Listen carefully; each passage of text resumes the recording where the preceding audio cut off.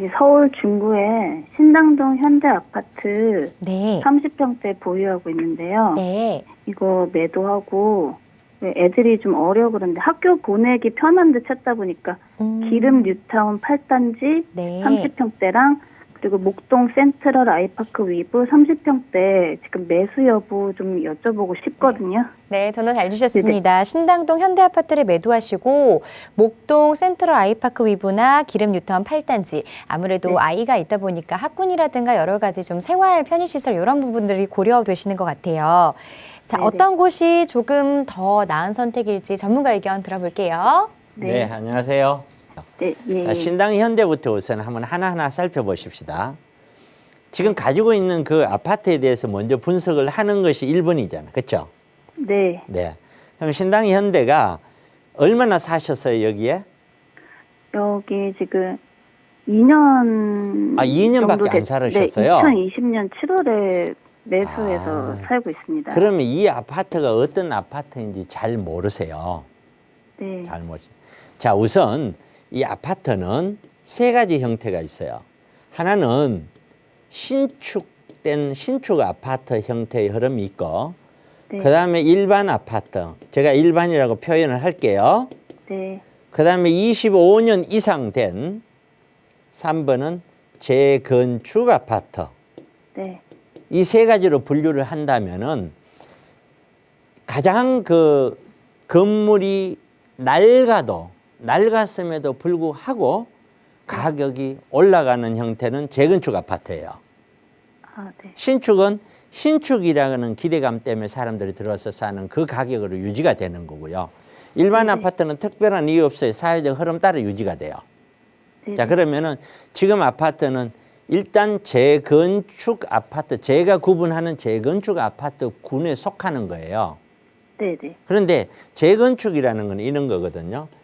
이 지역에 투자를 이 재건축 그 지역 그 아파트 전체가 100인데 여기다가 공사비를 들여서 공사비를 뭐 50을 들여서 나중에 이걸 만드는 걸 200을 만든다. 그러면은 50만큼이 플러스가 생기잖아요.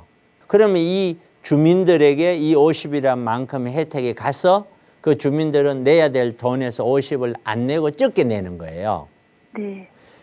이런 형태를 재건축의 사업성이 어떻다라고 할 때 사업성을 설명할 때 이렇게 설명을 하는 거거든요. 네, 네. 자, 그런데 만약에 이게 100이란 걸 투자를 했는데 공사를 50이란 걸 투자했는데 아무리 해도 이게 150밖에 안 나온다. 아, 네, 네. 그러면은 주민들한테 돌아갈 거는 이익이 없죠. 네, 네. 그렇죠? 예. 이런 거를 사업성이 없다라고 설명하는 거예요. 예. 그러면 이 아파트는 재건축을 했을 때 사업성이 거의 없어요. 네. 사업성이 없기 때문에 아마 주변에 있는 아파트, 왕십리 있는 아파트라고 비교를 해보면은 너무 다른 주변보다 가격이 싸죠?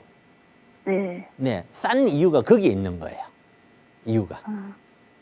그런데 이제 역세권 개발이니 뭐니 해서 사람들이 개발 바람을 서울시 전체가 개발 바람이 불고 있죠. 네. 그러다 보니까 우리도 개발을 하자. 그렇죠? 개발을 하자. 그런데 가격이 다른 아파트는 이만큼 올라있는데 우리는 요거밖에 아직 덜 올라서. 그런데 신축이 되면은 이제 가격 올라서는 게 이만큼 갈 수가 있는 거야. 네, 네. 그러다 보니 돈은 더 내더라도 내는 가치가 있을 수가 있겠다 하는 수준 가까이까지 갭이 벌어져 있는 상태예요. 네. 그러다 보니 사람들은 이걸 사가지고 좀 더 놔두자. 재개발의 어떤 사업성은 없지만 가자. 뭐 이러면서 재건축을 바라보고 구입을 하고 안 팔고 또는 거래가 거의 안 되면서 가격이 어느 정도 유지가 되는 그런 형태의 어떤 그림을 갖고 있는 것들이 이런 아파트예요. 네. 물론 거래는 없지만 한 건 할 때마다 뚝뚝 떨어지기도 해요. 그래서 네네. 2년이라는 것 때문에 명목상으로는 2년 동안의 가격이 이런 거는 올랐어요. 명목상으로는. 그러나 실제 매도를 하겠다고 했었을 때 과연 어느 정도의 이익을 갖고 있을지는 그건 해봐야 알아요. 그래서 장기적인 관점에서 바라봤었을 때는 이런 아파트는 가급적이면 조금 피하는 게 어떤가. 왜? 가격이 전체 아파트 가격이 조정되면 될수록 얘는 재건축이 어려워지는 시점까지 가요. 네. 가격이 많이 올라가면 얘도 재건축이 돼요. 제 말 이해가 조금 됐나요? 네네. 뭐 잘 이해 안 되는 거는 하여튼 나중에 세미나로 해석을 하시고요. 얘기를 하고. 네. 어쨌든 이런 측면에서 이 아파트를 장기적인 투자 목적으로 가져가는, 거주 목적은 몰라도 투자 목적으로 가져가는 거는 그렇게 유용한 선택은 아니다 하는 결론을 네. 일단 내드리고요. 네. 그다음에 두 번째는 자, 이거를 일단은 팔았다고 가정을 하고 그다음에 네. 어떤 걸 말씀을 하셨죠? 기름 뉴타운 8단지 30평대고요. 기름 8단지요. 네. 자, 기름 8단지를 좀 한번 설명을 해볼게요. 자, 기름 8단지는 기름 뉴타운이라고 들어보셨죠? 네. 네. 기름 뉴타운이라는 큰 지역, 광역적인 개발에 의해서 탄생된 지역이에요. 그 지역이. 네. 자, 그러면 기름동에 대해서 가보셨는지 모르겠는데 네. 기름 뉴타운 8단지 내미하는 그 동네에서는 그래도 괜찮은 아파트인 거는 틀림이 없어요.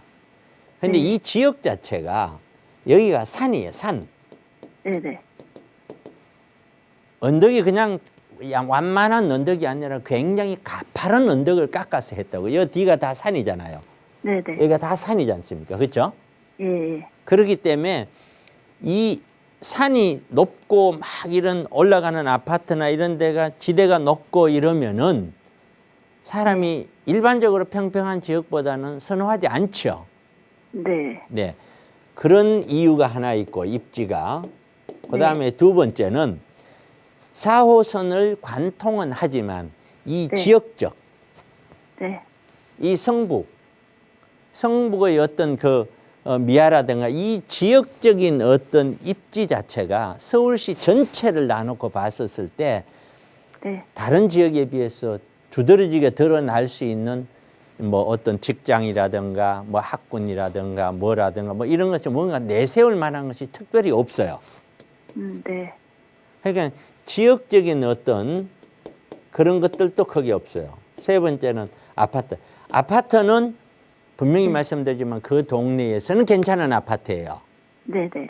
그 동네에서는. 그러나 다른 동네를 가버리면요. 강남 3구라든가 강동이라든가 뭐나 이쪽으로 한강변 쪽이나 평평한 지대 쪽으로 강남 지역 쪽으로 내려오면 내려올수록 얘보다 아파트 가격이 지역적인 입지라든가 기타 등등으로 해서 가격이 더 높아요. 네네. 그러니까 이런 세 가지 때문에 굳이 여길 가길 제가 권해드리고 싶지가 않아요. 네. 거기다가 자녀 교육이라 그랬거든요. 네. 자녀 교육은 이 자녀가 몇 살인가요? 10살이요. 네, 10살이면 초등학생입니다. 네. 그렇죠? 자, 초등학생 교육이 우리 그 시청자분들이 잘 아셔야 되는데 제가 부동산을 한 20여 년 하다 보니까 너무 많은 분들이 우리 아파트를 이전하고 집을 사는데 자녀 교육 문제를 집중적으로 고민을 하고 있어요. 네. 그런데 제가 상담을 하면 뭐라고 묻냐면은 이렇게 묻습니다. 외람되지만 우리 시청자분 말고 우리 사무실에 와서 상담을 받은 사람은 이렇게 설명. 혹시 되게 자녀는 공부도 잘하고 되게 똑똑합니까? 이렇게 내가 물어봐요. 그럼 뭐라고 그러냐 하면 그렇지 않아요. 아니 그렇지 않은데 왜 교육비를 그렇게 쓰십니까? 그 남들 다 쓰는데 어떻게 해요? 그럼 그렇게 다 쓰고 나서 또 나중에 노후 자신이 있으십니까? 열심히 해봐야죠. 자, 제가 세 가지 질문을 했는데 하나도 똑바로 대답을 못해요. 그러니까 우리가 저는 이런 이야기를 하죠. 자녀 교육으로 돈을 들어가는 건 당연한 거고 당연한 거죠. 그렇지만 현명한 자녀 교육이 돼줘야 된다라는 거예요. 현명한.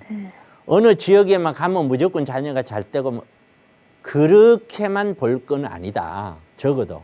저도 아이들을 키워보면은 자기가 잘하는 분야들이 있더라. 그게. 네. 그런 걸 키워줄 생각을 해야지. 저도 똑같이 이런 식으로 생각하면서 해봤는데 그게 또때로 그렇게 되는 게 아니더라. 분명한 건. 그래서 교육적인 측면은 조금 이 지역에 들어가신다면은 좀 내려놓고 들어가셔라. 네. 여기에서 뭐 교육적인 측면을 대단히 그 뭐를 이렇게 기대하고 간다는 건 좀 그렇다. 네. 네. 일반적으로 교육 그러면은 우리가 그러잖아요. 저기 있는 목동이라든가 또는 강남이라든가 노원구 쪽 이런 데가 학군이 좋은 거예요. 학군. 학군이 좋다는 거는 그만큼 괜찮고 뛰어난 학교들이 많다 이 말이잖아요. 아울러서 교육 시스템도 학원이든 뭐든 강사들도 내가 예를 들어서 제가 수학 선생님으로서 수학 강사로서 뛰어나다면은 그런 학군 좋은 데 가야 학생들도 많이 올 거 아니에요. 네. 학교 열의가 높으니까. 그런 정도의 차이다. 이렇게 설명하면 될 것 같아요. 네. 좀 더 제가 보완 설명 드려야 될 게 있을까요? 저 혹시 목동 센트럴 아이파크 위브 여쭤봐도 될까요? 목동 센트럴은 그게 신축인데요. 몇 년 안 됐어요. 예. 몇 년이 안 됐는데 분명히 여기보다는 조금 나을 거라고 봐요. 목동 안에 목동 그 신시가지 그 안에 있지는 않지만 조금 벗어는 나 있지만 그러나 큰 틀에서 봤었을 때 그 신정 내거리역 쪽 요 있잖아요. 여기 보이죠? 여기거든요. 여기에. 그래서 이 목동 신시가지 안에 있는 어디죠? 신목동 여기군요. 여기. 신시가지 안에 있는 거하고는 조금 분명히 차이는 존재해요. 네. 분명히 학군의 차이가. 그렇지만 그래도 영양이라든가 등등으로 봤었을 때는 뭐 그냥 그렇다. 아주 훌륭하다라고 얘기하기 이전에는 그냥 그렇다. 왜? 바로 옆에 좋은 학군들이 있다면 바로 옆에 있는 것도 분명히 영향을 받을 거거든요. 네네. 뭐 그런 정도로 그냥 피상적인 답변밖에 드릴 수 없겠네요. 네네. 그렇게 참고하시면 될 것 같아요. 예, 알겠습니다. 예, 감사합니다. 고맙습니다. 네네.